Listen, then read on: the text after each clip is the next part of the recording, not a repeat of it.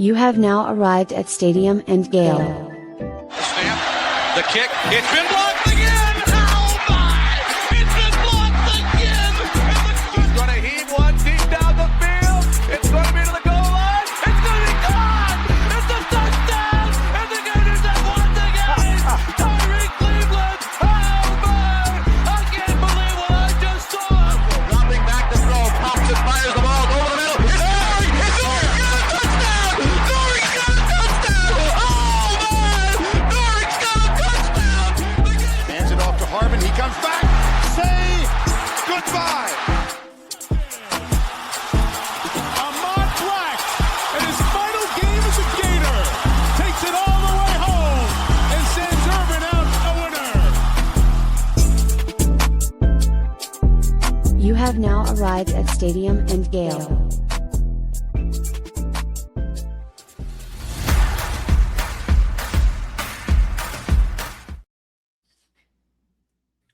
Boys and girls, ladies and gents, welcome to another episode of Stadium and Gale. It's your boy Cory. It's Dan. Hello, Tori. And your boy Jay Scott 25. What it do, y'all boys? What up, 2-5? Yes, sir. Good to have my boy back. Oh, that boy Duval J25 this week, bro. I see Bro, you. it's crazy. He owns so much teal, and none of it is dolphin teal. I got The the helmet. Dolphin The helmet's teal. always Got in the dolphin teal too, man. You know, it's just whatever's first in the drawer. You know, it gets folded up and put in there, and I just pull. You can just leave the dolphin stuff in there for a while. I think we do teal better. I'm gonna be honest with you. I think our teal has a better hue to it, I would say.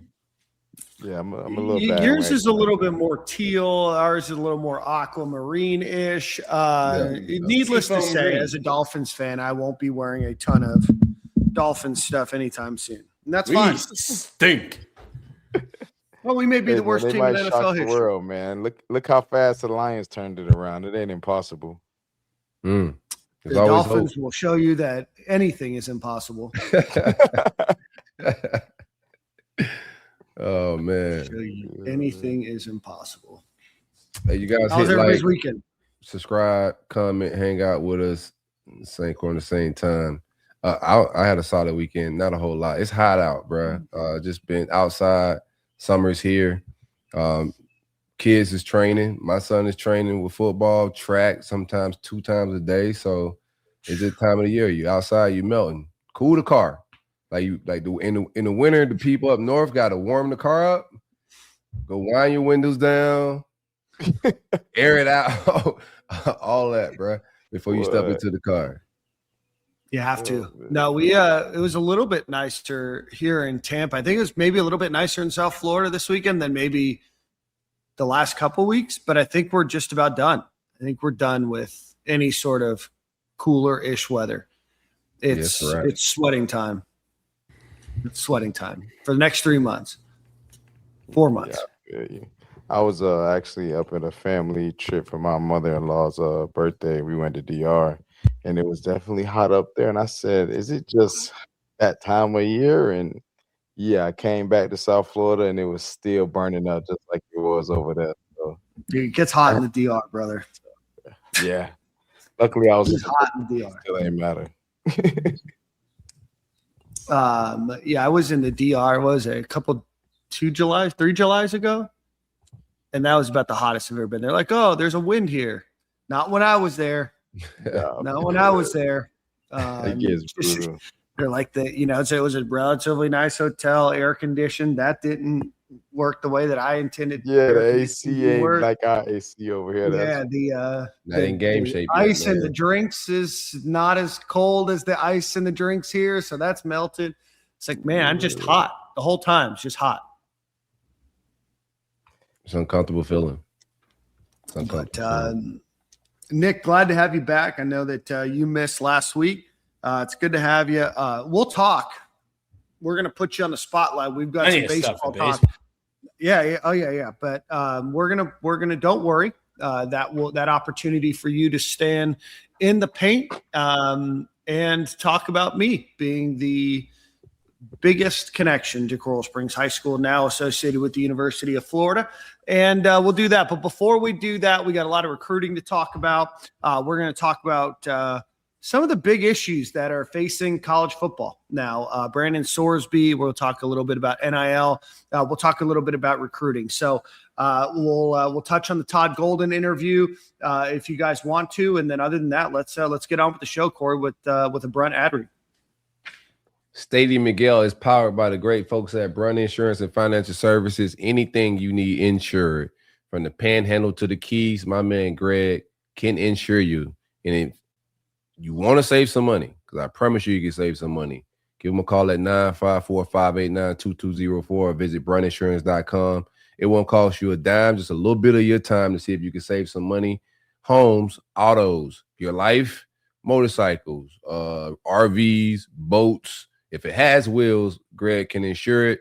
Your life doesn't have wheels, but he can insure that as well. 954-589-2204. Big coverage, big policies. Greg, what it do, baby?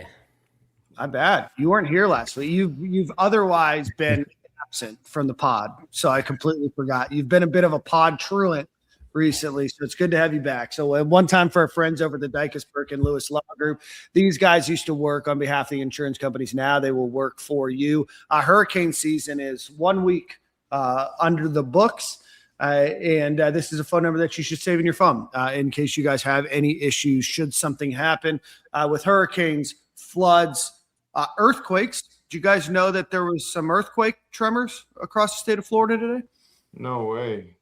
Yeah, there was a earthquake off of Cuba, and there were tremors felt all the way up here in the Tampa Bay area.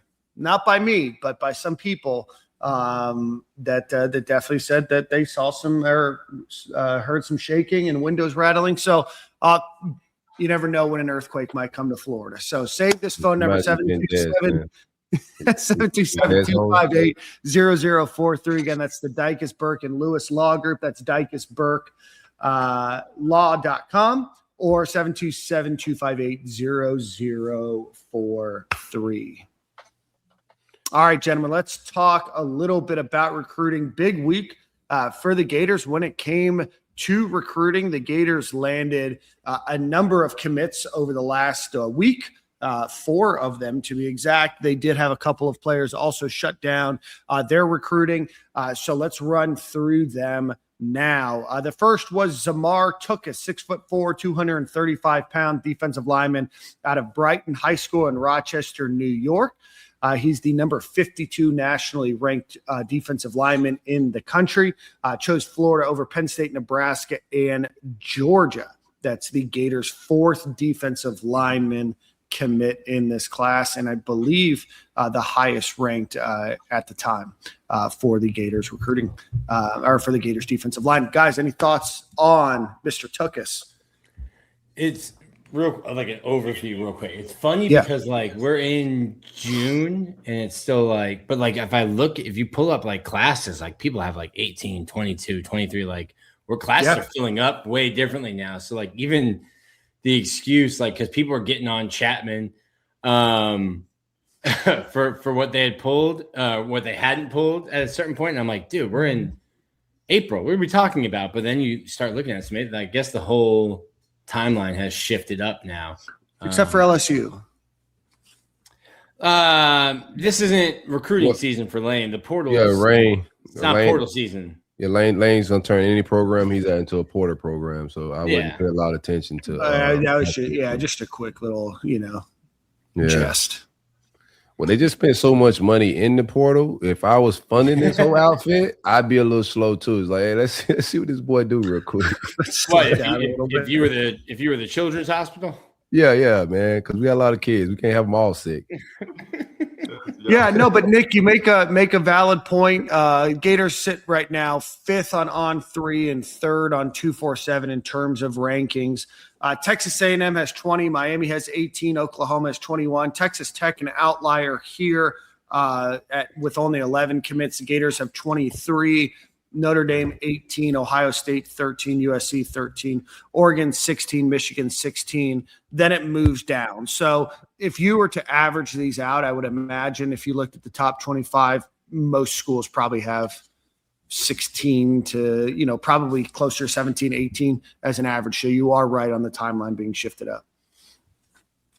Yeah. Is it me or do I? Go ahead, bro. No, I was just about, is it me or is like this like one of the best classes I feel like is being shaped up in a long time? Yeah, I think from I don't really follow recruiting that much. So I think it's like right. I think it's like quarterback. You don't have a 5-star, nothing too crazy, right? Like we don't have some class with a few 5 stars, like especially at the quarterback position. And a lot of classes are really judged off that position and just like dynamic players. But just the quality overall, I think is very high. Right. I like that. I like that Chapman's raised the floor a little bit with the get he just got. We got some more defensive players. So I think they listening to us talk about it. They watching the timeline. They answering the bell. But I think overall quality is going to be one of those classes. If they could end up in, towards the end, flipping a guy like Brewster or some other 5-star, then you get to like the all-time classes. But yeah, it's going to be one of them ones. Mm-hmm. Oh, you mean that class of 2010, the greatest recruiting class ever? Yeah, it was up there. Urban just wasn't with the he didn't have his mind right. College the class is nuts. This class was nuts. But Jordan talking nonsense. Jordan, Gators have 16 blue chip recruits. That's why they have 1 5-star and 15 4-stars. That's the highest number in a class right now. As a percentage, it's not the highest, but it's close to the highest there. And I'll do some research while we're talking about some of these other guys and when the last time the Gators even had that many in a recruiting class. It's been quite some time. Last year they had 13 blue chip recruits. The year before they had 16 total with 27 commits. So I definitely think that there's a chance that the Gators get more than they've gotten since. I mean, I'm not going to keep borrowing time here from the pod. I'll keep looking. The next one the Gators got is 6 foot, 185-pound athlete out of. So I guess he plays wide receiver, running back, safety out of Clinch County in Homerville, Georgia. He's ranked as the number 36th safety nationally. Had 38 catches, 828 yards, 11 touchdowns on offense, 29 tackles, 5 interceptions on defense.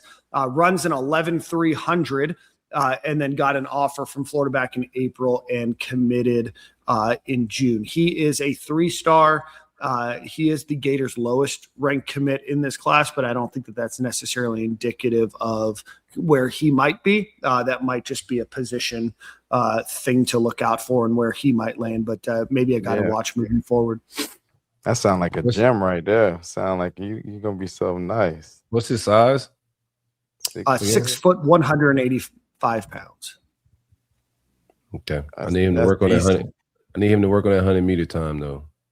Yeah, it ain't fast, but some dudes got that game speed. It ain't yeah. I haven't seen the tape, so just I'm about to say if you could play in between them whistles and be moving fast, shit. Right. The dude that's running that 10-9 can't stop and start as good. He ain't no good to you. How agile is he?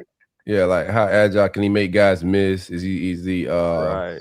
Is he tough to tackle in the box? Yeah, exactly. Can he break it down and still start good? We have a way of finding this out for you, and you guys can judge in real time here. Yeah, put some tape up, man. Let's go, man. Yeah. Well, here, while Dan does that, with 11.3, Billy wouldn't have called that boy no 11.3. Verified speed. It's verified, but they ain't fast enough verified for Billy now. Yeah.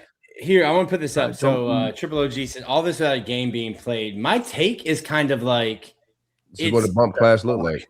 Yeah, my take is that no games have been played. So there's nothing negative. Like I say it all the time. No coach is more popular than one who just won a national championship or one who's 0-0. Most popular coaches in the world. You get all your lies off. At 0-0, you could tell all the lies in the world. Everything you say, there's no tape to prove it wrong. You know, Billy, Florida's offense. Like, what were you telling tight ends to get tight ends to commit to you, Coach? I watched your games, Coach. I don't want to be your sixth offensive lineman. I'm good. It looked like he was while I do agree with that, Yeah, Nick, I also think that there are some people on this staff, especially on the offensive line, defensive line, that have a little bit different experience that might attract a player that is different than what it was before. So here we are watching junior season highlights of Kamarion Johnson.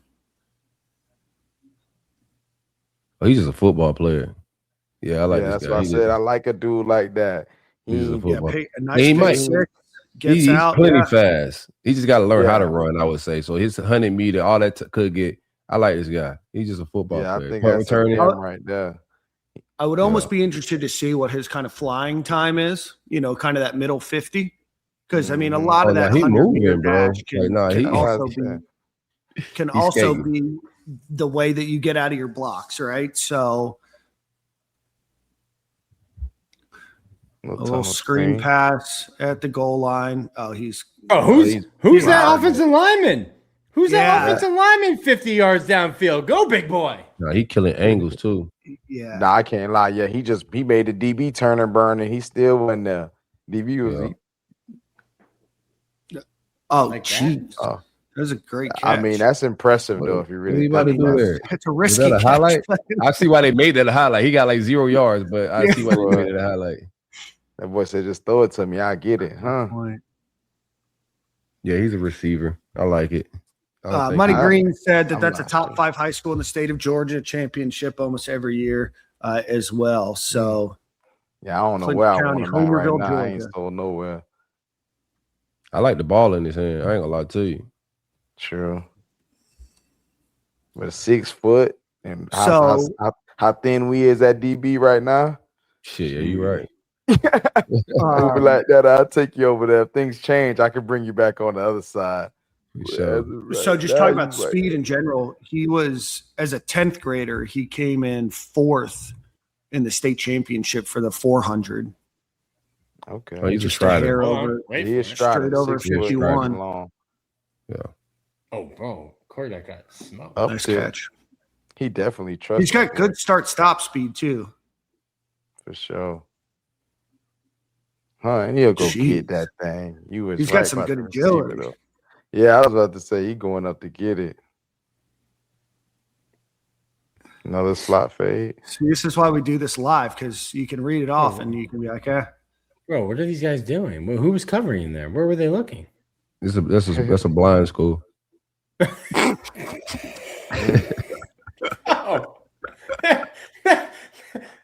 They're at the near hash. 3 people at the near hash. Nobody looking. This is the clearest high school tape I've ever seen in my life. That one right there. Yeah, here we go. Now we're back to shooting on a camcorder from 1985.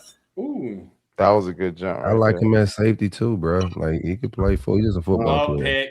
Oh, that was bro. Oh, gone. He understands the tunnel screen so well. Like he know how to run that tunnel screen, bro. You called it. He just a ball player. He's a football player. I ain't the fastest. I ain't the strongest, but I think that's where somewhat the last staff did drop the ball. I think they was too caught up in like some of the analytics of like how fast you were, right? It's just everything was paper. What do you have that we've verified, right? What's laser timed hands? Okay, man. Sometimes you see a football player. I get it. Yeah, I've kind of like said it about baseball. Baseball is like embrace analytics. I'm like, listen, I don't need to know what your spin rate is to know that you can pitch. Right. So you should be able to just watch it. Yeah, there's an eye test part of this, man. Yeah, and for a guy that is your lowest ranked recruit, it's not bad. No, I think he's gonna. It's hard to say he's gonna move up in the rankings because he plays at a pretty big program, so there's a lot of eyes on him. He can't really be a sleeper.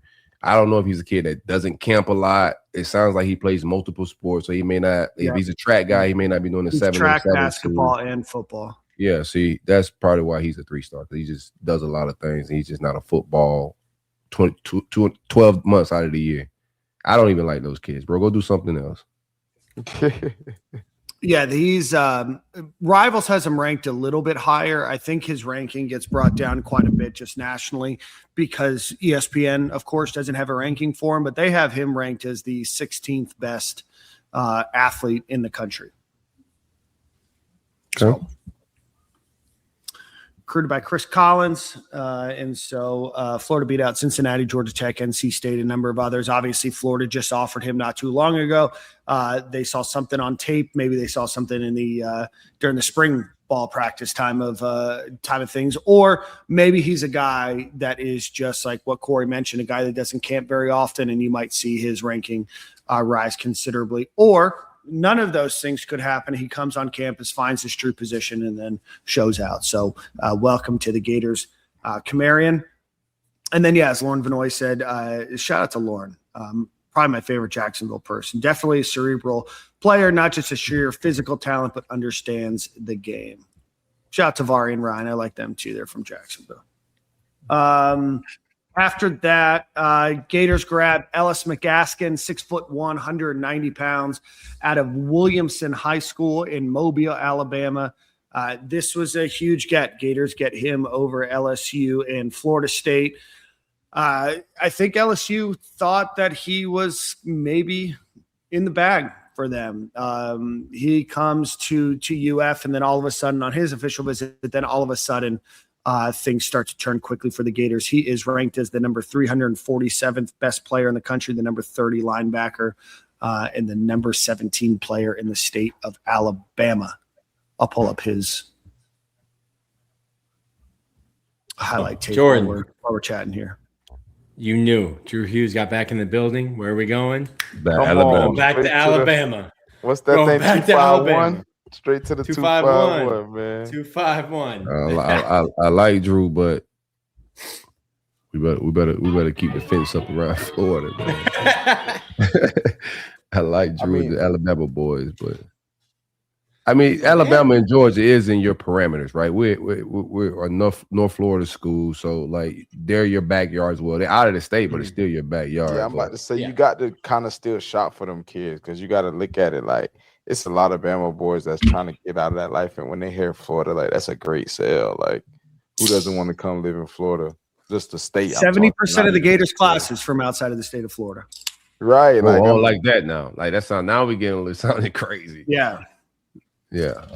I don't want it to be. I would love for us to tap into South Florida, but we got to kind of stick. I think the first class becomes hard just relationship wise, even though you have some guys that have relationships.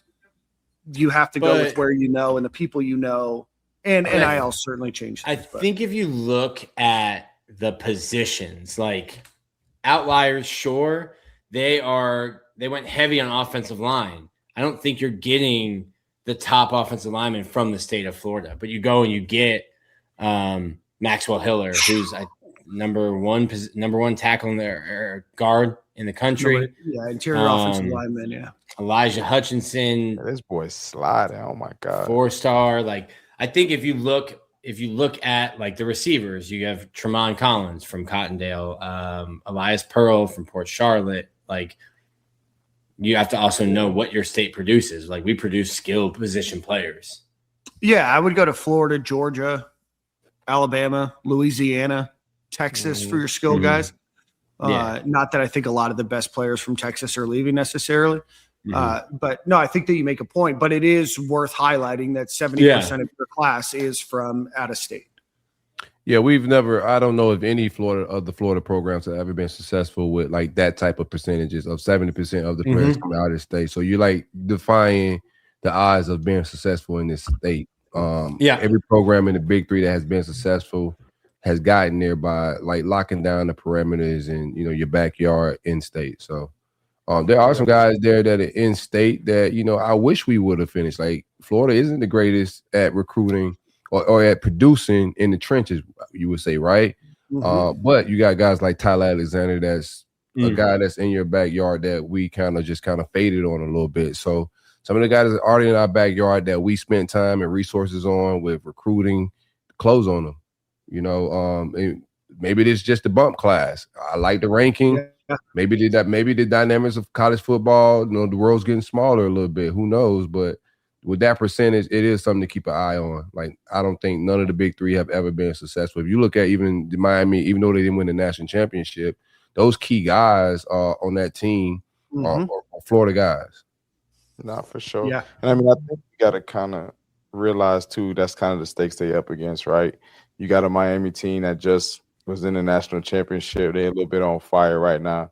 So instead of him just kind of getting cold feet, you pivoting and trying to, tap into, like you said, other backyard states like Georgia, Alabama. And then once we build that relationship, because we do got some South Florida, roots on the coaching staff to where I think we'll be able to tap in guys. But you know how them boys are from down south, bro. I got to see it to believe it. You're not about to always sell me a dream, and you got to build that relationship with them to then make them feel like, okay, I know Miami's in my backyard, but Florida. I was going to say, especially when there is a dream, like we can hate Miami and we can think that maybe it's not sustainable, but right now it's hard to argue.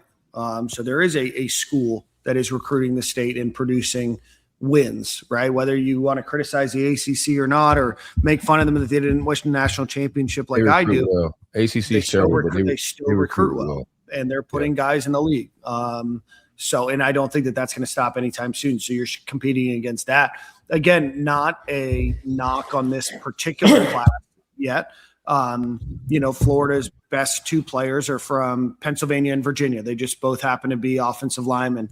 Then you get into Florida for your next three with Eli Pearl, Davin Davidson, who we had on the show last week, but the two of them, and then Tremont Collins, who I think kind of gets forgotten because he's been in the class for a while.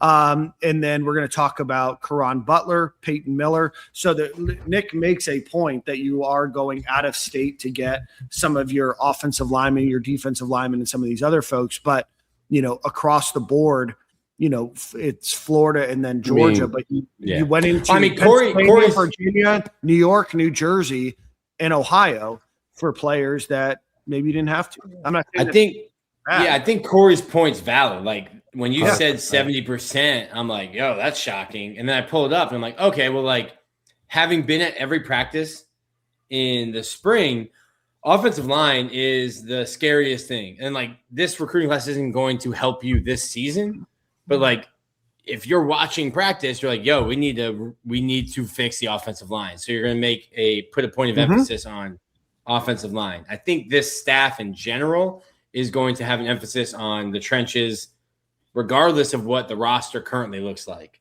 So you might get more of that. It's just like a Mark Matthews, or David Sharp, like how many number one offensive linemen in the country are coming from Florida? It just doesn't feel like. I could be wrong. I have no facts to back it up. I'm just, we're going on vibes here.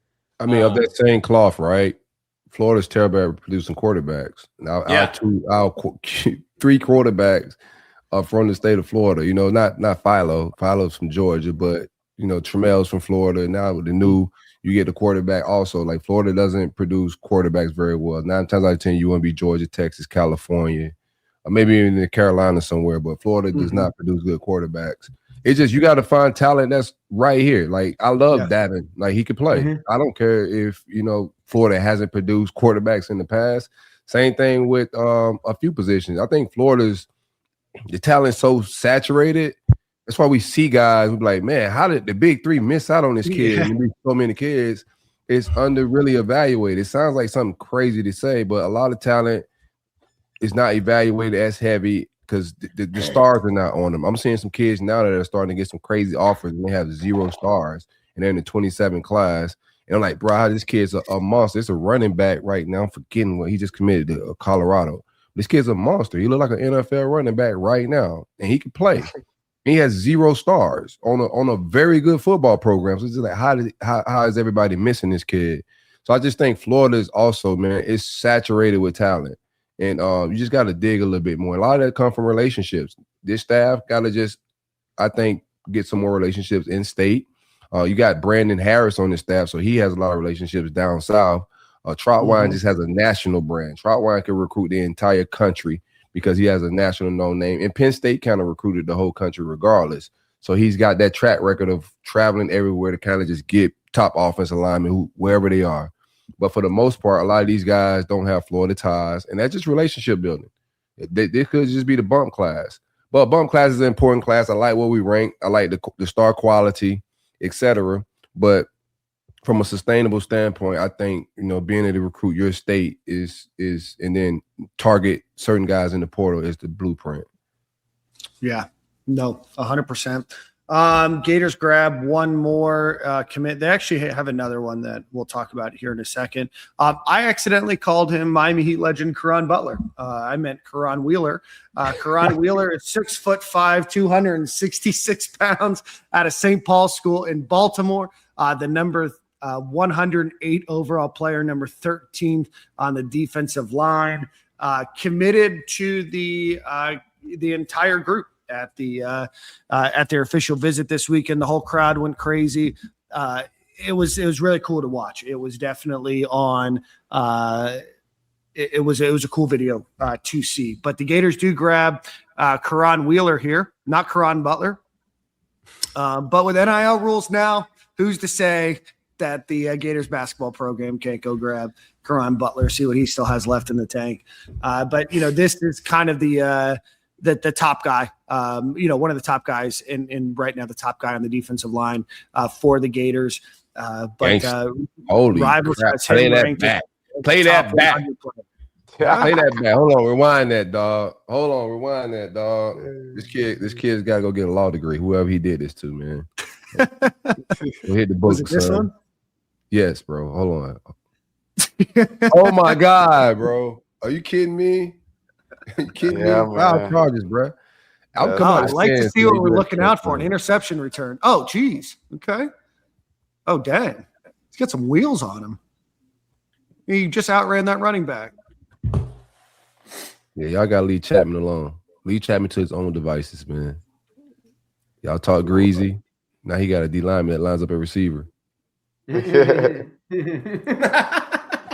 Malton kids, bro. This is nuts. Oh yeah, we got one. This is good. This is an edge rush we haven't got in really a long time, man. Like it's been a while since we just had terror off the edge, and the quarterback we knew every time somebody dropped back that it was going to be just pressure, even if it wasn't a sack. He got that type of ability. Stand him up, set the edge. Yeah, he can try to go back inside. Shit him and still get you, bro. What's up? This is why you should watch us on YouTube or watch us on Twitter. Us get to break this down live. He didn't even try on that play. Yeah, this is unfair. Yeah, he's just handling these kids. It doesn't look like terrible competition. I mean, at least the size. Nah, for sure. He making them look like terrible. Yeah, he's just doing it. Yeah.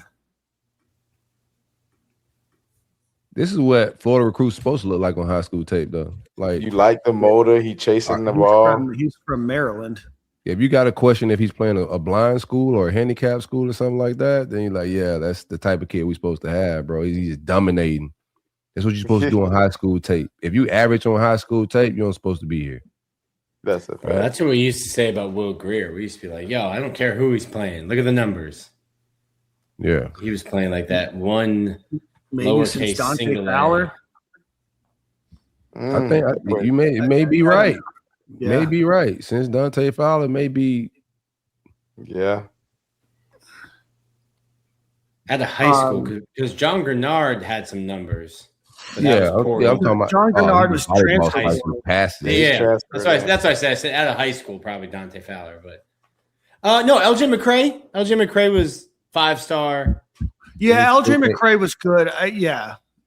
This guy's bigger than LJ McCray. I don't know if he was LJ was dominating on tape like this though. Not in Florida. He wasn't doing this. Maybe it's competition. Well, LJ tape was not like this. I seen a kid get assaulted and tampered with. I've seen a kid get assaulted. Yeah, because LJ McCray's this is going on to his third year. He's 2 pounds heavier than I never thought. Right now. I was always with LJ. I always thought he was a guy that was a candidate to move inside. I thought he was too bulky. Like his body type don't scream edge rusher to me. What power rusher? Power rusher. Jonathan Bullard is who I thought. Bro, John. Yeah, Bro, is John still in the league? Yeah, he is. God dang. What a gang. That's what 5 stars do. They just hang around the NFL for forever. Yeah. Or the real ones, I would say. Yeah, I mean, probably not as talented, but a little bit like Carlos Dunlap or Jermaine Cunningham's film from way back when. Yeah, he's around that mode, but shit, Carlos Dunlap was so insane. Good. Carlos Dunlap tape was retarded, man. Yeah. Oh, dude. Yeah. This kid lines up at receiver though, bro. It's like I remember the first time I seen John Bostic, and right before he had any stars or anything, I go to Glade Central, Miami Central game. I'm just out there to watch Glade Central, and this big kid was at receiver. I'm like, who's this big dude at receiver? He catches a slant and goes like 65 yards. And then he goes and line up at linebacker. I was like, yeah, that kid's about to be something. And then he started blowing up that next year, when he hit the camp circuit. That kid lining up at receiver reminds me of that. Defensive ends at receiver, winning jump balls, looking like a receiver. You got an athletic freak on the edge. What? Leave Chapman alone. Y'all gonna learn to stop talking crazy to chat, man. All right. And then lastly, and then there's a couple questions. And I'm going to pull up this highlight film because it was specifically requested. Long snapper? Oh. Yep. Long snapper film? I better see some tackles on that. Bro, long snapper film. What are we doing? I need at least 2 or 3 tackles if I'm about to watch this. No. It's just got to be trick shots. It just has to be trick shots. He's like long snapping into a car, like taking a long snapping like a can off a baby's head. Like Eddie did. Eddie used to do all the tricks. That's how Eddie got when he blew up. Eddie Pinheiro. Yeah. So the Gators grabbed J.D. Lane from Mendenhall, Mississippi, Simpson County Academy, 6'1", 220 pounds, long snapper, jersey number 42. If you're looking it up on the internet, it's not spelled J.D. like you normally would with the initials. It's spelled Jaydee. J.D. Lane. Kid the wrong position. Hold on. Look at this. What a punt. Electric. Where is my guy? Come on. This will be Justin Cord, FLA, specifically asked for these. What are we doing, man? Long snapper highlights. Why even make this tape? This is only the first half of the season, Cory. There's an entire second half of the season after this to watch. Oh my God, bro! This is every single snap ever that he put together. Now we'll. And do you time how fast the ball gets back to the placeholder? Like, what's the science to watching this tape? Probably. I don't know. Yeah, they do that for sure. If you have to ask, you just won't understand. So. Was offered by Mississippi State, committed to Florida, was, I guess, contacted, which is a new thing that Rivals is doing, by Miami, Ohio State, Virginia Tech, Arkansas, a number of others. Visited Ohio State and Alabama twice. So, there he is. He's a long snapper. Every team needs one. I missed my calling, man. I should have really focused. That DB is tough. That long snapper thing, I feel like I could have really honed my skills there, man. My cousin wanted to play football. I'd never played football. Goes to St. Thomas. His dad's afraid. Comes over to my house. My dad teaches him how to long snap. He long snaps at STA. Do you know Jordan Cowart? Jordan, you might be a little older than you. Your dad just teaches long snappers? My dad long snaps. Nick. Your dad was a long snapper where? He was in high school. Oh, I thought he maybe went and played in college. Who knows? In high school. Frank's a man. He's a Renaissance man. So my cousin learns how to long snap. You get a special teams love from him. Now I get it. My cousin learns how to long snap in our front yard and gets a scholarship offer from Charlie Weiss and has a 4-year degree from Notre Dame. Ever heard of it? From learning how to long snap in the front yard. No CTE. You can't touch the long snapper. Yeah. Got a Notre Dame education. You just run down the field and get with all the special team issues that we were having, that your dad could have came in and filled in an interim role. Bro, Frank's the man. He can definitely count to 11. Frank let you down. Frank got your cousin, a long snapper, offer at Notre Dame, being a long snapper, and he taught you how to play baseball. Yeah, no, He didn't even make it through college. Frank never played baseball. I barely made it through college without sports. Well, you didn't make it through college baseball. That's what I mean. I know you have a degree. Oh, buddy, we found beer. We lost baseball when we found beer. Incredible. Shout out You got a all-American beer ponger, man.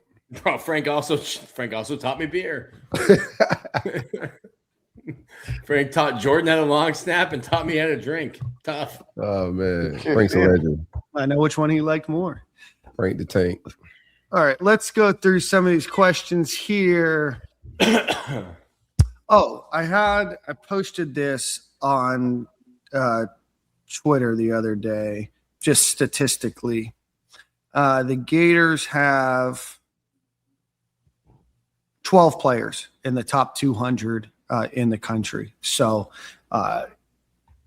far, so good. More recruiting, obviously, on the way. I don't know how big of a class they'll take. I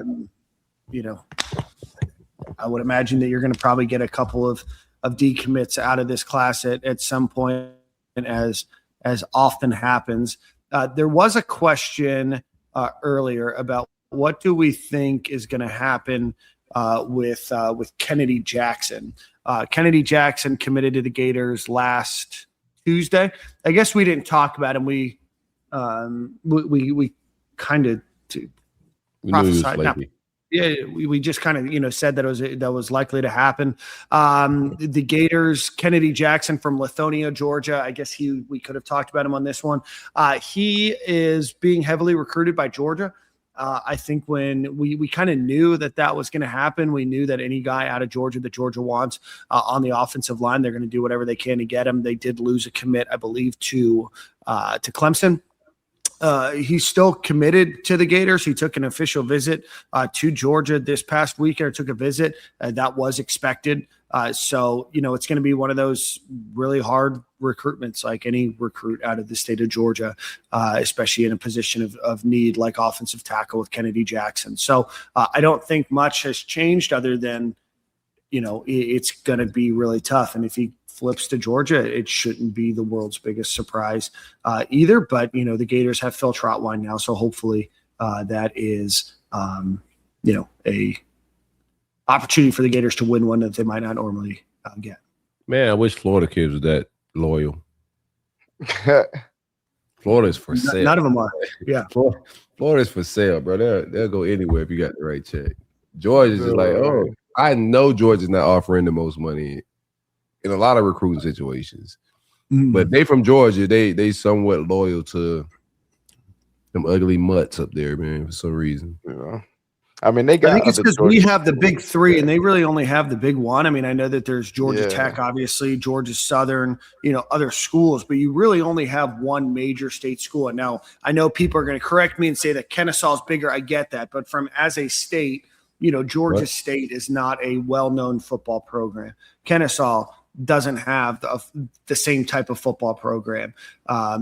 And a lot of people from Florida are super transient. You have a lot of first and maybe early second generation people that are from here, go to school here, or raised here. And so there's just a different kind of connection. But, maybe one day that will change. But, Florida has.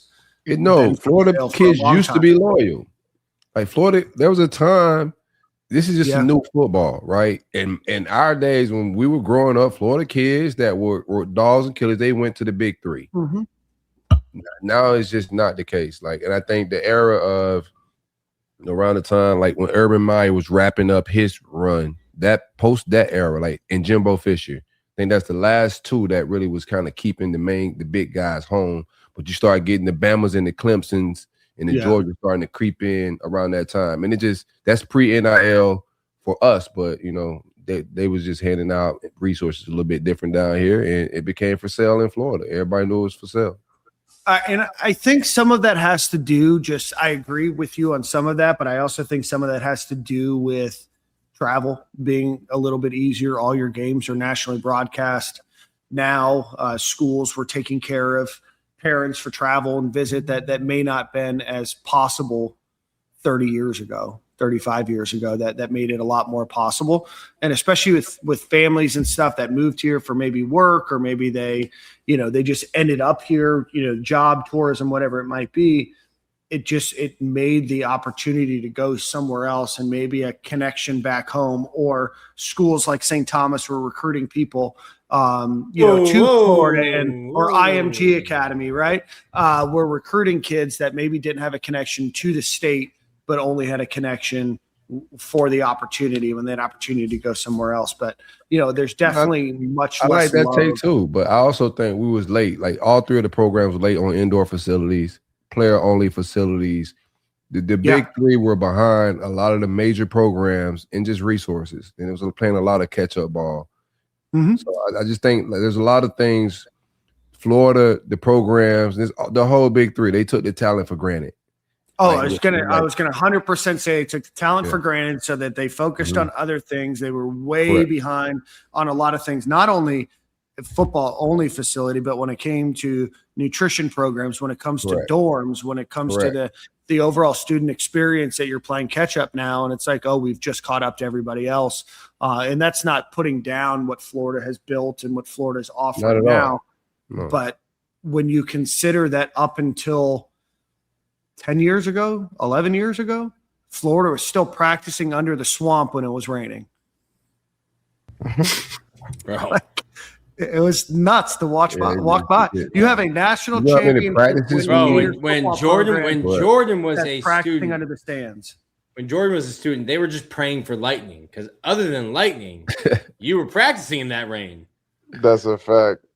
We got that indoor. I think I got over that. at when there was lightning, they were under the stands. My sophomore year, everybody that went to school there saw them under the stands. Thank you. We also didn't have Grandpa Nick working the NIL. That's right. When did I become a grandpa? I was about to say, but no, just became a dad. Y'all making him a grandpa. Oh, daughter's not even 2 years old yet. The timeline just doesn't fit. Oh man, these people are disrespectful, bro. Crazy. Shout out, thanks, Drew. Yeah, no hat today, so forehead's extra shiny. Dog, these people are relentless, man. Let me cut my camera off. Hey, run! Florida skill positions is like Australia with punters. Wait. Put him back up. What is that picture? Oh, shout out to Shula. Yeah, Don Shula and Steve Spurrier. All right. Shout out to him. I like that. Go Gators. Thanks, Courtney. And then my lighting, I still got to work on, man. Last week I was catching a lot of flag, man. People told me this is what I get for having good overhead light. My forehead shines. I get it. I got a receding hairline, something that I deal with every day. Man, you fly a lot, bro. You got to go to Turkey, man. You got to take that Turkey trip, bro. Brother, I gotta buy new blinds for this place, and that's more than a trip to Turkey. Good God! Bump the blinds. Pull your shades down. Nick, that may be the funniest joke you've ever made. Bro, that's crazy. He said, "Pull your blinds down." That's crazy. Oh man. Enemies with friends like you want me to go back to being truant on the pod, Dan? No, I don't. I appreciate you here. Every once in a while, you give a one-liner that keeps you around. It's funny. HR is going to call me in the morning. I'm about to say, I know we was talking recruiting a little bit, so let's maybe get into like the team, some sort, just like all time kind of. Like, what's one of the greatest football teams you think Florida had that didn't win a championship? Or maybe like a top two, if you could think of a top two. Man, I'm gonna say. Probably the '95 team that lost 95, of course, for sure. 08. Also, like the year 09. That's Jordan Reed, right? No, 09 was no. Tebow's senior year. Tebow's senior year, but I think there was something about that team that just didn't click all year. Yeah, they didn't click. Oh, you know what it was? Dan Mullen, give him his flowers. Dan Mullen left, and Steve Adazio broke the controller and just ran Tebow dive, fullback dive. I think there was that. I think they struggled with what to do without Percy Harvin. I think that there was probably Dazio, bro. Probably too much confidence too. But it just didn't look. I mean, the Gators won every game during the regular season, and at no point did you ever feel confident that they were going to beat Alabama in the SEC championship. They just didn't look with it. And then, Carlos Dunlap gets pulled over a couple days before the SEC championship. Does that change things mentally? I don't know. But obviously then they go and beat the crap out of Cincinnati in the Sugar Bowl. So I don't really know. Obviously on paper, that team was almost just as talented. Obviously you're missing a major piece in Percy Harvin, but yeah, I'm gonna say Kyle Trask's last year. I always stand on this, man. That's not a pandemic year. They don't change that to all SEC schedule. I think we make the playoffs, and I think we cause a lot of havoc for sure. Can we? What was Florida's? I gotta look it up. You guys keep talking about the schedule in 2020 before the pandemic reshuffle was like it was so easy, as cake as SEC can get. I think it was like a Georgia schedule almost. Yeah, that's I'm trying to think. Will said that year, what was that, 2015, 2014? What was the Will Greer year where he got popped? Oh, that was 2015. Yeah, 2015. That was your junior year, Jordan? Incredible. No, that was my freshman year. Freshman year. Yeah, so that team was really, really good. I think that team is years too, because you could still argue the case that, I mean, obviously, he was balling when he was there, but like, look what we did without him. He was such a major piece to our offense. All we needed, we're watching the gameplay. All we needed was a judge. We just needed a local Gainesville judge to be like, NCAA injunction. Not that you did like that. We definitely should have. So that 2020 year, which ended up being a 10-game SEC slugfest, would have been Eastern Washington, Kentucky, South Alabama, at Tennessee. They caught hands that year. South Carolina, LSU at home. We got robbed. At Ole Miss. At Ole Miss was a win anyway. Kyle Pitts had like 5 touchdowns himself. Georgia, at Vandy, Mizzou, New Mexico State, and then at Mike Norvell. Oh, Mike sidestepped. Michael Jackson moonwalked away from an absolute beatdown that year. Mm-hmm. For sure. We got screwed that year. The pandemic, outside of y'all having to wear masks and get shots, man. Like, we also got screwed because they was about to go on a fucking tear. For sure. Yeah. They was hot that year. That was for sure. There's that 2001 Florida Gators team. They went 10-2. They lost to Auburn by 3, and then they lost to Tennessee in a game that got pushed because of September 11th to the last game of the year. It was after the SEC championship. It was right before the SEC championship, but the Gators had a week off after Florida State. They mollywopped everybody.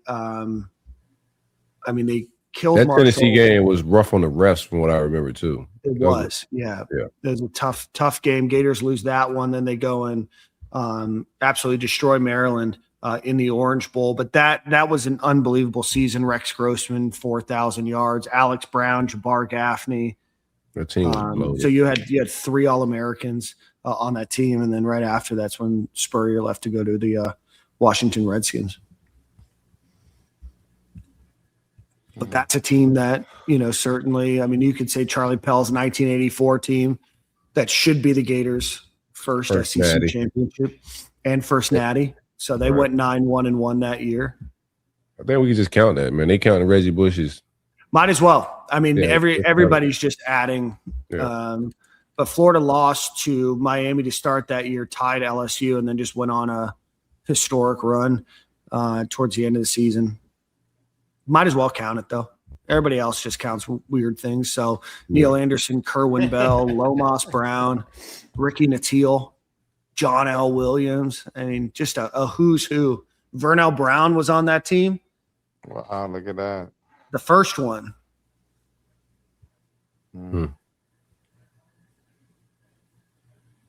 Yeah. So those are a few. Can't scroll too far back because then it takes a really long time to find like a winning team. Let's find a winning team. All right, guys. Let's Nick. Let's talk baseball. Get yourself ready because you've got some things to talk about. But before we do that, one time for our friends over at Game Time Sidekicks, if you want a cool cup like this one. I'm slacking. The one Jordan I has, like that cup, man. I'm gonna have to go order that one. I like that. Look at that. That's all right there. I like that little. What color is that? Tan, camo, camo. Beige. I think camo could go beige. Let's say khaki. It slaps with the blue. Khaki. Little school Khaki. I like it with that blue though. It slaps. Yeah, it's a nice one. I like the old Fighting Gator logo. I wish we used this on more things. Yeah. That's kind of clean, man. Yeah, it's like corporate. That's my favorite logo too on the low. One time for our friends over at Game Time Sidekicks. Go visit GameTimeSidekicks.com. Use promo code Stadium15 to get 15% off of your order. It's going to keep your hot drinks hot and your cold drinks cold. Go visit GameTimeSidekicks.com. Promo code Stadium15. All right, guys. As you know, the Gators do get trounced in the first round of the regionals to Troy. Gators entered in the winner's bracket going 2-0 to start, and then they lose on Sunday to Troy, and then live during Stadium and Gale, they lose the second one in a game that in no way was really all that close in either one. Troy's bats were hot. They continue to be hot. Troy is headed to the College World Series. The Gators really fumbled an opportunity in this one. They make the decision, I believe, on Wednesday to fire pitching coach David Kopp. A couple players entered the transfer portal. A couple players have announced that they're going to come to Florida. Nick, give us a quick rundown on baseball. Yeah, so Florida, I've never seen, obviously Troy ends up making it, but I've never seen the Red Sea part like this for Florida. Like Moses was taking care of him. The Southern Miss Regional, you get the 4 seed. Little Rock, Arkansas comes out of that. Southern Miss, great program. They went 0-2, I think, in their own region, or 1-2. So all Florida has to do is beat the 3 seed in their region in Troy, and then you would have been hosting Little Rock, Arkansas with 2 wins standing between you and Omaha. But credit to Troy. Troy just took it to Florida. The first game, winds blowing crazy, a bunch of home runs Monday afternoon, Monday night, which is why I missed the last show. Park played true, more true than it has all year, and Troy still came out, handled Florida. Then went, smoked Little Rock, Arkansas. So congratulations to Troy. I think their manager is awesome. He'll be a power forward manager at some point. Then shortly after that, heads rolled. I think I'm going to pull this up. I went through and looked at the numbers, the pitching numbers for Florida. David Kopp, the former most prestigious graduate of Coral Springs High in Gainesville, in Gator Nation,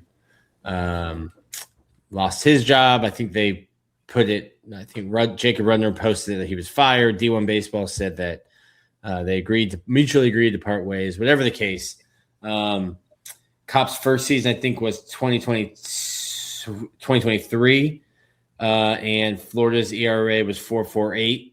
Or sorry, the walks per 9 were 4.48. The years before that, his first year was 24. I think it was 23. Oh, okay. I thought it was 3 seasons. Okay. Yeah, I think 20. I think it was announced after the 22 season. Okay, you might be right. And then 23, 24, 25. I think it was his 4th year. So the team ERA was 4.65 in his first year. It was 4.22 the year before. Then it was 6.05 in 2024, 4.89 in 25. And then this year it was actually down. This year actually was the best year statistically. But Florida's pitching Pitching staff was not good under Kopp. It got better this year. You know, I've said there's a lot to development. Florida's got incredibly talented arms. But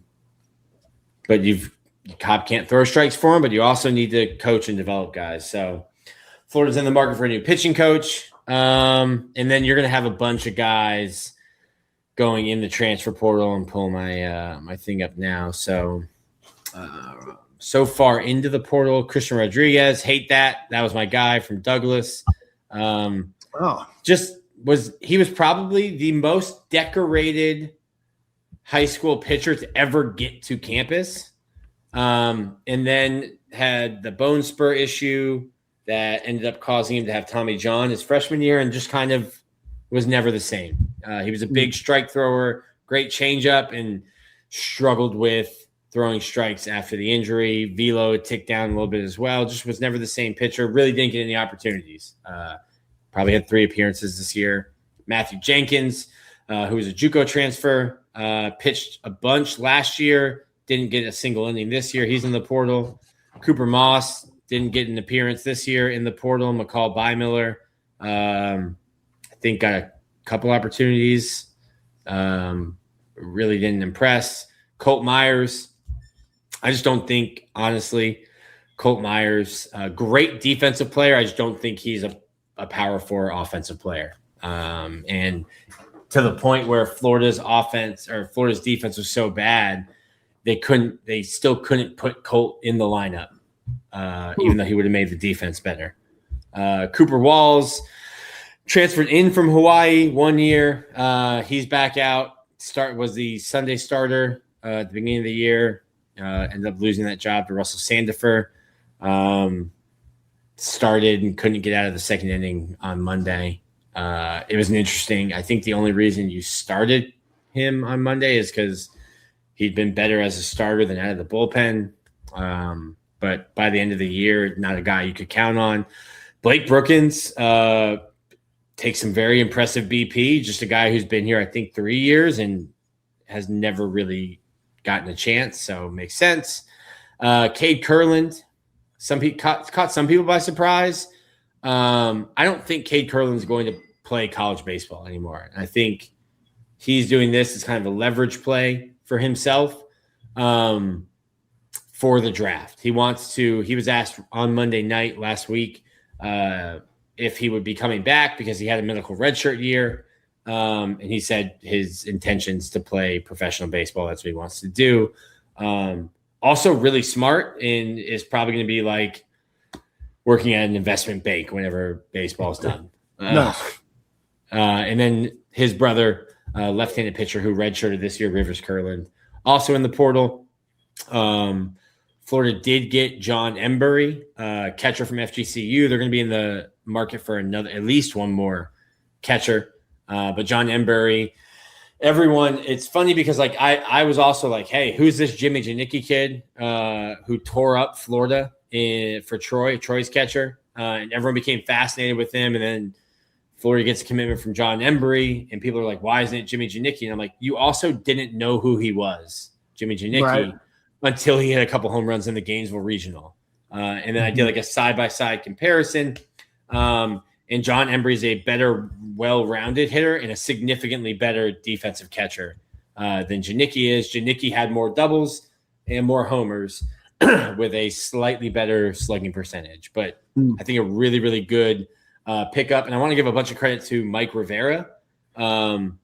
Every catcher who has transferred in since Mike has been here has said they want to learn and get developed by Mike. But this is also a kid who went to Venice High School down there in Venice, Florida, which is where Mike is from. So big shout out to Mike on John Embury. And I think that is going to be someone that Florida fans will like.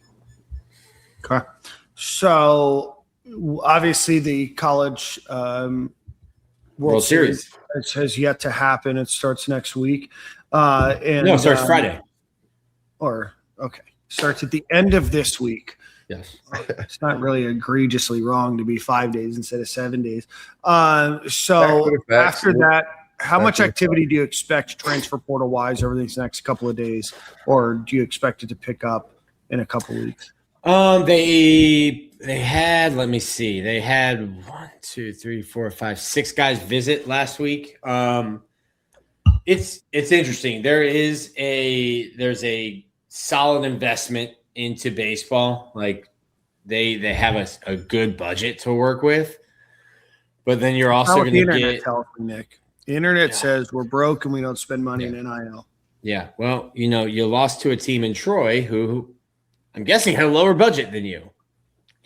Hey man, eventually we gotta have the conversation, but the team LSU, who everyone points to as throws crazy money around, which they do, played 0 tournament games. They were home watching regionals. That's great. Yeah. All right, so this is where we're gonna go, Nick. At what point should Florida Gator fans start to ask bigger questions? I've already started. A lot of people are asking big questions. Down immediately. A lot of people are. I see it. I see it a lot on social media. The college landscape is changing, and I think it's going to continue to change because, like Vanderbilt used to be able to offer 30 scholarships, even when everyone else could offer 11.7, essentially because you had all of these as a private school, all of these grants and financial aid things. So you were getting Vanderbilt was always good. Miami should have been good because you should be able to have grants and things like that to pay for private school. Now any school can offer 35 scholarships. So you're going to get more teams like a JU who's really good because they can get guys on a full ride to JU that are going to end up having to pay some to go to a smaller out-of-state school. It'll be interesting because you still have to develop teams, and Sully and his program, they're still going to go out and get a guy that now is going to maybe take NIL instead of taking third-round money for the major league draft and say, listen, I think I can, like a Brady Harris, who didn't have a good senior year, so he's dropped down and I think is now going to get to campus, but this was the number 1 player in high school coming into his senior year, and somebody who you sign or get a commit from, and you just do it because they're really good, but the MLB draft's going to take him. You're going to start getting those guys to campus because you'd rather spend 3 years on charter planes at an SEC school than 3 years, 4 years, 5 years on buses playing for the Montgomery Biscuits. So college baseball, NIL is changing it bigly. And I think for a coach like Kevin O'Sullivan, who's been entrenched in kind of set in his ways, and his ways have sent him to Omaha more times than not, you're seeing him adapt to it now. And probably a lot of the older coaches are having to adapt to it. So I don't know. I don't know that if he's washed. I mean, you were the third to last team playing baseball 2 years ago. I think 3 seasons ago. I mean, he may not be washed. He probably could go somewhere. To me, it just feels like he's peaked. From a, like off the field thing, it's just a lot of just cloudy things around. There's a lot of distractions around the team. All of it is all of it his fault? No, not really, but there has been distractions, and I also think he's peaked. It's not a bad thing. He may not be washed. He may go somewhere else and get a spark. Who knows? But I do think he's peaked at Florida. I'm going back to look. I need to see, when did BT Riopel get here? So BT Riopel's first year at Florida was 22. He was here 2 years, 22. Florida baseball didn't even really embrace the transfer portal until 22 because they were worried. And baseball transfer portal was way different than football. It was a lot slower. But it was a huge question in Florida's program's mind of like, we're recruiting elite high school talent. If we start going into the portal, is that going to hurt our high school recruiting? And that's what had worked. And are we going to get a guy who comes into the locker room and is bad? And I don't think Florida fully embraced even the transfer portal until you had such success with BT Riopel and Hurston Waldrop. And now, I mean, we mentioned it here. Like Jay Johnson's won 2 of the last 3 national championships, so he can probably say things like this. But like in April, he was like, "Yeah, we messed up. Got a bunch of bad evaluations in the portal. We'll get it fixed next portal cycle." And I'm like, "Dog, you've got 15 more SEC games to play. And you just told your team they stink, and it's your fault. So like you're going to have some teams that just go portal heavy. Florida's still going to try to bring in 12 to 15 elite high school athletes. Yeah, no, and I think that's kind of the question. And I can't follow baseball enough from here to have a real steadfast opinion. But that's the way that I look. I mean, I know Kevin O'Sullivan's reputation, correct me if I'm wrong, is a guy that develops talent. He recruits well, develops talent, protects pitchers' arms, and otherwise is a good developer of baseball talent on and off the field, right? I know he's got a reputation as a person, all of that, his coaching style, all of that. Do you think over the last, we'll call it 4 years, do you think that the way that the Gators have recruited, used the transfer portal, used NIL with the coaching staff that they have now, obviously there's an opening, and you had Girolamo? Chuck Girolamo.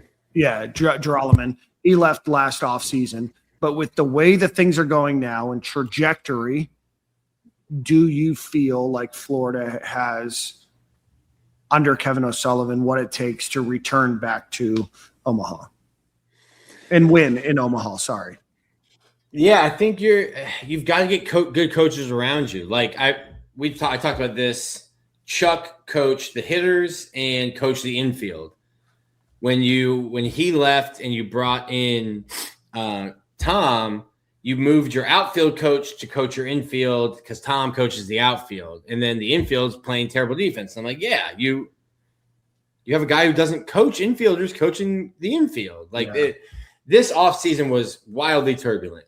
Unbelievable. And yes, unprecedentedly turbulent. So I need to see who you get in, because it's not like Sully is coaching every player, every position. He's the manager, and you've got other coaches. And for the longest time, from the time Sully got here until like 2019, it was the same 2 assistant coaches. And coaches moved all around, and I gave a lot of credit to having that consistency to how well they were able to recruit. With Brad and Craig.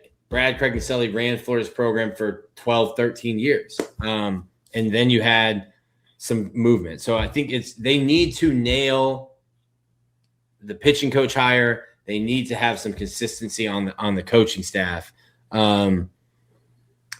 They've got money to play around within the portal. So like, we'll see what they get in the portal. You need a Sunday starter. You need some pieces. I think it's going to be a really important offseason. I think that the noise is loud. It has subsided a little, but you have to remember, Nick, and then we'll move on to the final subject of the day. Is like, obviously Twitter is not real life, but the people that are on Twitter are also a part of real life. And sometimes they can get those that are on the fringe or that listen more fired up, whether it's truthful or not.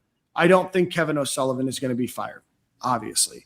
But I do wonder if the noise around the program doesn't start to get louder going into next year. You end the season before with some on-the-field shenanigans with Coastal Carolina. Then you go into an exceptionally turbulent offseason. You're not even sure if he's going to come back. And then you have a change at your interim head coach. He leaves to go to a rival in Tennessee.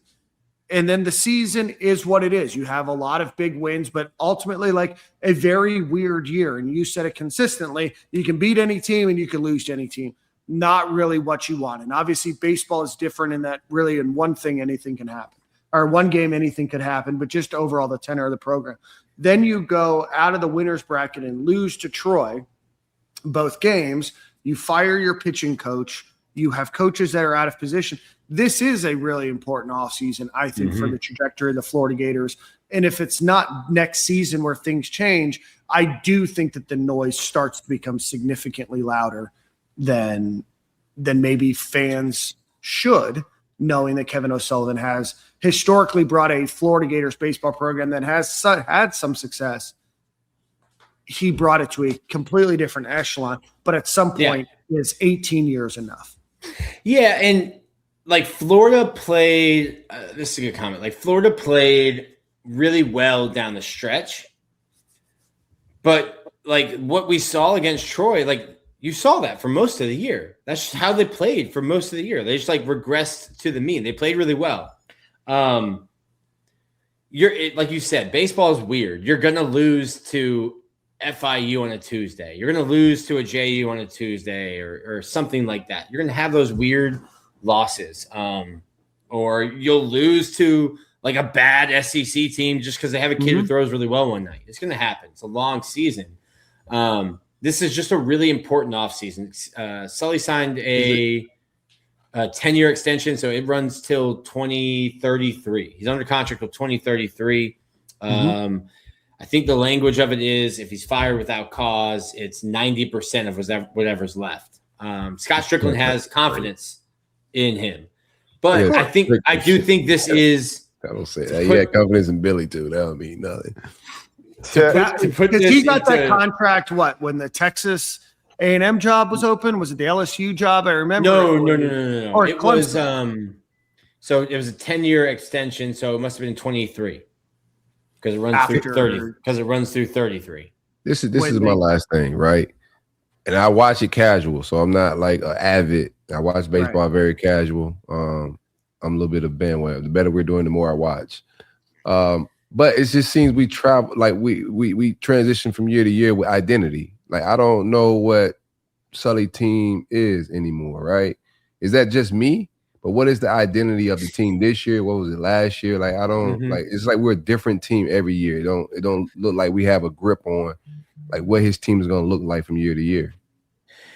So for the longest time, it was pitching and defense, and you would have, you would get a Pete Alonso, Harrison Bader were on the same team. Buddy Reed was nasty, but they played exceptional defense, top 20 in the country fielding percentage. And you had Logan Shore, Alex Faedo, AJ Puck, Dane Dunn. You pitched. Your ERA was sub 3. And now we're talking in one of those years I just pulled up, the team ERA was 6.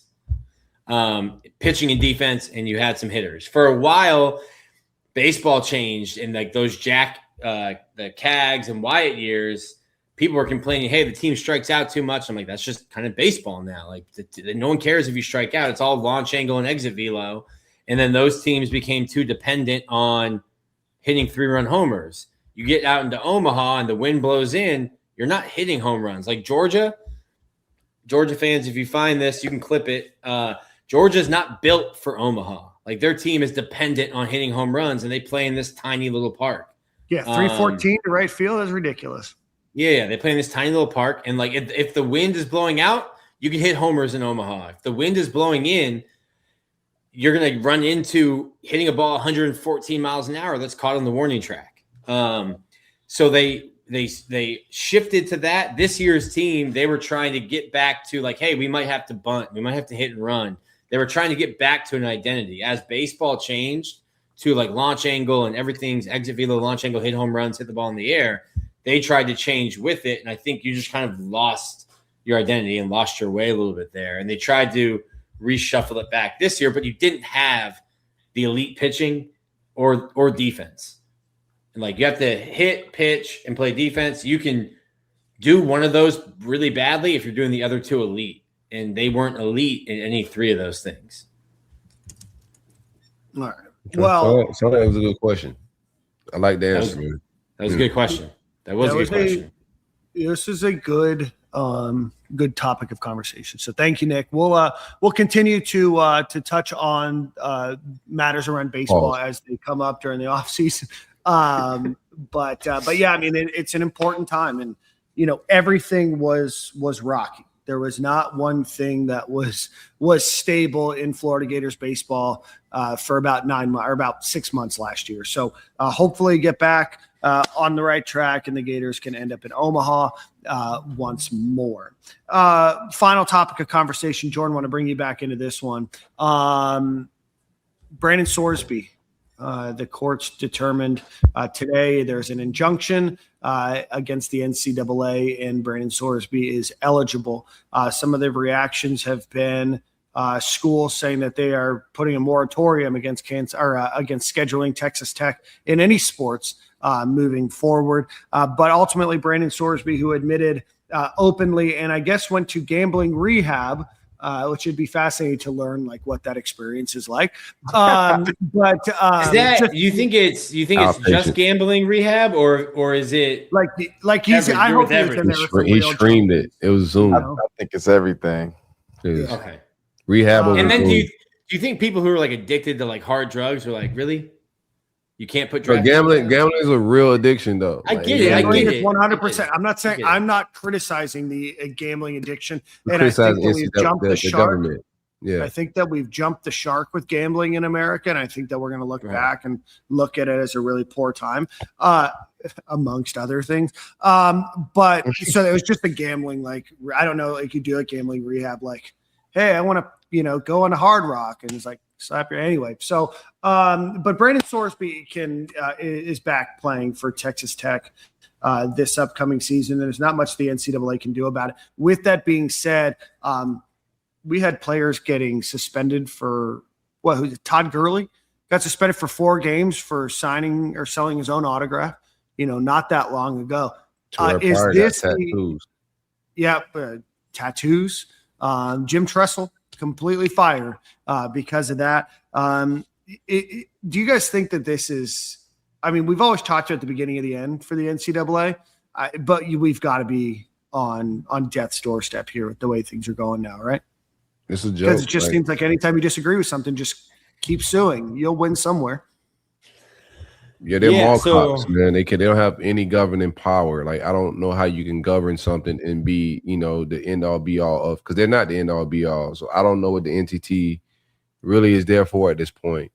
Even with the thing with Miami, right? Like, besides the game, it's just every rule is being broken. Contracts are stood on the NIL. You could break those. Transfer, like the other Miami DB that went and he couldn't enter the portal. I think it was who denied him of getting in the portal. I can't remember the program, but he still just transfers anyway. Duke. No, not Duke. The guy before. Like, there's every year something with Miami in the portal and NIL contracts. But the year before, there's a defensive back, I think from maybe Wisconsin or something like that was transferring. Yeah. Oh, yeah. Darren Heitner's always in the mix of all of those shenanigans. So he did a couple of lawsuits or whatever, challenged it, and it just went through. They're mall cops. Like, they're like, you're on Military Trail, you're on Okeechobee 95, and the mall cop cuts on his lights. You just keep driving. Silk's got the NCAA on Segways. Yeah, with a flashlight. Sold by Sephora on a Segway. That's a serious entity, man. So I didn't mean to make light. Like, if gambling is a real addiction, and addiction is a mental illness. It's been proven. You can't control it. I get it. But like, I can't be an alcoholic. I can't be an alcoholic and show up to work drunk and then be like, yeah, no, it's fine. He's sick. Keep coming in. Like, I applaud him for going and getting help. But like, some quick help. My brother in Christ, I don't think that he went because he wanted help. No. I think he went so he could play. But he did it over Zoom. Over 3 years. He did it just like this. This is my outpatient rehab. My Florida virtual. Yes. Yo. Graduated in 30 days. Sponsored by FanDuel. Virtual. Oh, man, that's crazy. But like, hey, Harrison did it for him. 9,000 bets. 9,000 bets, including betting on your teams. Oh man, that was funny. Over $90,000. Like, you can't bet on sports when you're an athlete. You can't bet on your sport when you're an athlete. You can't bet on your team when you're an athlete. At some point, this was the one where I thought, like, okay, the NCAA has their hands full of L's in the justice system. Has just been Floyd Mayweather throwing out L's, the meme, just throwing them at the end. And I thought this is the one they'll win. Like common sense will prevail here because you can't gamble on the sport you're playing. It affects the integrity of the sport. Not just your sport, all sports. We have multiple players banned from Major League Baseball right now for betting on their sport. Yep. You can't do it. We've had players get banned for selling their autograph, for accepting free food and free tattoos. I thought Reggie Bush got a free condo and they vacated a Heisman. They stole his Heisman. They got all that back. Yeah, you got it back, but yeah. No, I was a bit flummoxed and flabbergasted when I saw the news today, because at no point now does the NCAA have any teeth on anything. And if the NCAA passes down a ruling, I'm hard pressed to believe that I need to do anything with that information. I get in trouble with a fraction. Who cares? They just snatched the NCAA's dentures. They said, the thing about it is, it seems like you have a bunch of NBA coaches about to go to jail. Now, they were fixing games and stuff like that, and I don't think that Brandon Sorsby was necessarily doing that. But you're playing in the same ballpark, right? Because Let me ask you this: like, does like conference rules supersedes the NCAA sometimes, right? Because does the Big 12 care about the gambling, and do they step in at some point and say, "Hey, this is kind of crazy"? Or is So the Big 12, the commissioner of the Big 12 said that he's talked to multiple of their athletic directors, that he's going to be meeting with the other athletic directors in the Big 12. Someone just leaked this. Georgia's president or AD put a memo out to their teams and don't schedule Texas Tech. Yeah, you're getting immediately no new contest should be scheduled against Texas Tech without prior approval. That's got to be. It's got to be a I mean, they're all these programs have shenanigans going on, but it's got to be some honor amongst thieves. Please, at some point, they got to draw the line where gambling on the integrity of the game is out the window. Like we can't. Yeah. Some way you got to draw the line. I think that's. I do think it's tough to kind of do that, honestly, man. Like I feel for the kid because I know plenty of dudes was in that situation. You know how it is. Dudes doing stuff they ain't supposed to do for years. You can date that back to 40, 50 years. We know what it was. You know what I'm saying? So, but in this instance, I think with just the way social media is and how things are going to be portrayed, I felt like this was a perfect time where the NCAA should have did something about it. Well, they did. No, they did. Well, they did. The NCAA won. The NCAA. So what happened is the NCAA makes him ineligible. He sues. The NCAA wins in court. They appeal. The NCAA wins the appeal. Then he goes to a Texas state judge who grants an injunction saying, no, he had a mental health issue. He sought help. The NCAA has no jurisdiction. They can't do this. So the problem is now for the NCAA to appeal that, even when it gets rushed, takes 8 to 12 months. It doesn't matter if he is now ruled ineligible because he'll be training for the NFL draft and the combine. By the time that there's no way we can put the foot down and just get this dude off of campus. Like, what's going on? Brendan Marcello, jump him, bro. You down? Let's go jump. Brendan Marcello, former guest friend of the program. Brendan Marcello works for CBS Sports. All 4 justices on the 7th Court of Appeals in Texas are Texas Tech graduates. So the appeals court that is going to hear the NCAA's appeal, all 4 of them graduated from Texas Tech. They should have better things to do at their time right now, man. Be using the taxpayers' money on this right here, like allowing degeneracy. Another thing too, like I think they just got to be very strict. I think there needs to be more education around these kids using the apps because like gambling has never been this easy. It's accessible. It's more than him that's doing it. A lot of these kids are gambling, bro, and they got on prop bets and a lot of other things, they can easily just place a bet, bro. Like, and then it's just greed because you're making so much money. Like, why are you gambling on your own team to make even more money? Yeah, I never got the stuff behind that. A lot of people like to compare it to how like certain people know what's going on in the stock market, etc., like that. But I don't think that's the same. And no, it's not the same. It ain't the same in my opinion. I mean, you out there literally can do what you want to fix a game and fix whatever prop you got going on. I just think it's really unfair. And I mean, well, that's like I don't like the prediction markets unless they want to give us a ton of money. If the money's there, we don't care. You can sponsor the show, but I don't like the prediction markets. Like that's so easy to fix as well. But like they went through all of his like bets. He knew what he was doing was wrong. He's sending money, Zelle and Venmos to his friends to place bets for him. Damn. He knew what he was doing was wrong. He knew that there was a punishment.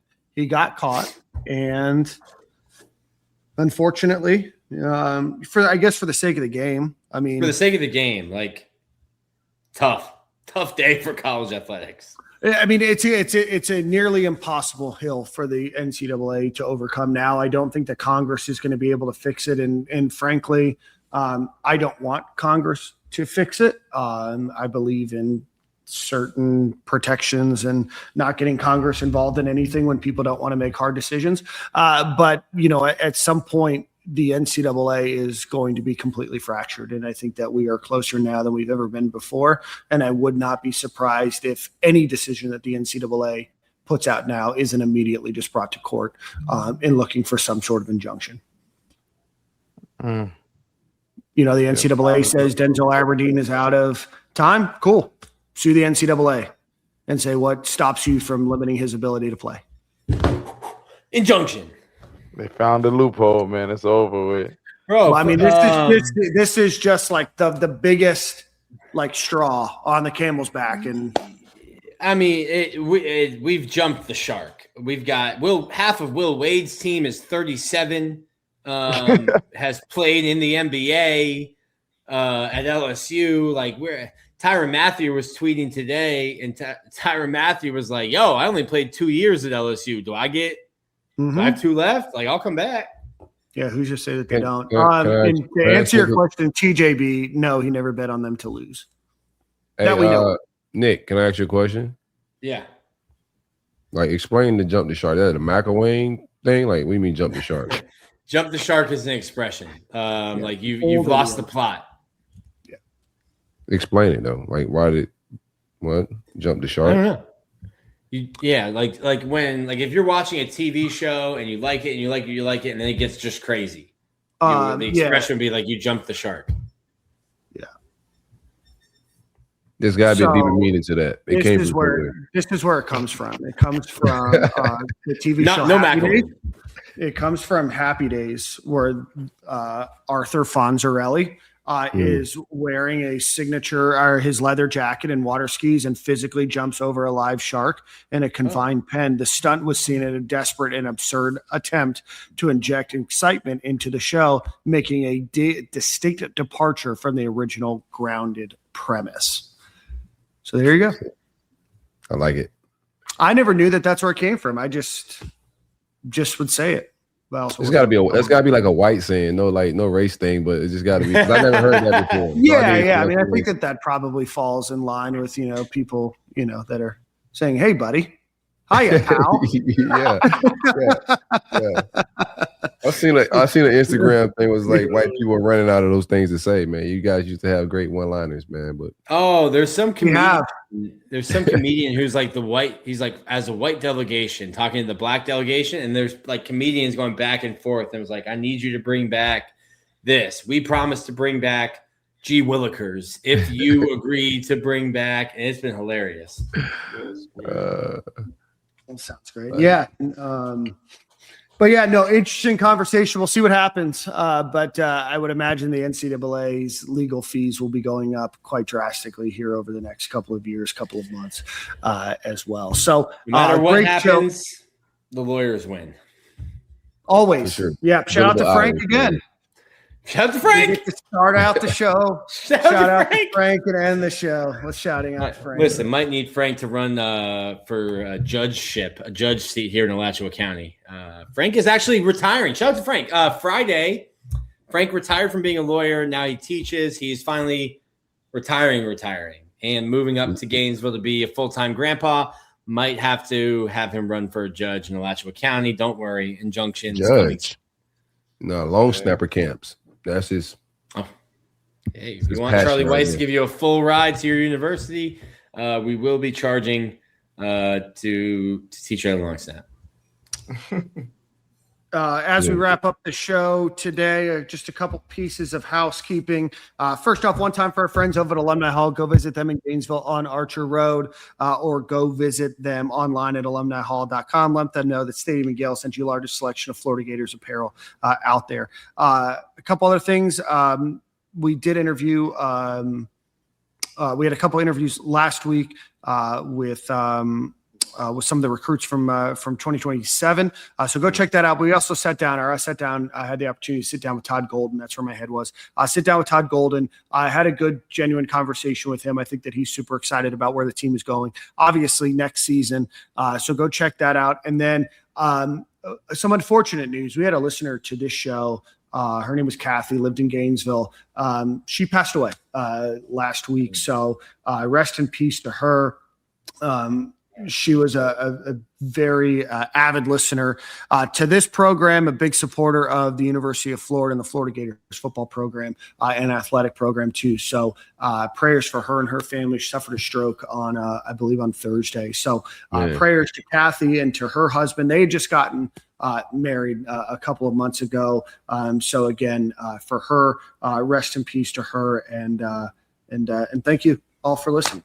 Sorry to end it on a sad note, but I definitely didn't want to start on a somber note. But keep your friends or her friends and family in your thoughts, and keep the loved ones in your life close, and send somebody a hello and I love you before you go to bed tonight.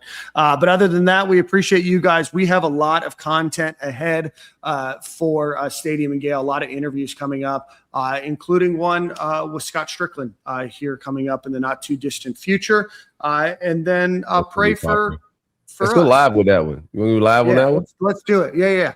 We'll do it. But you have to be a paying subscriber. How about that? It might be worth your money, man. might be.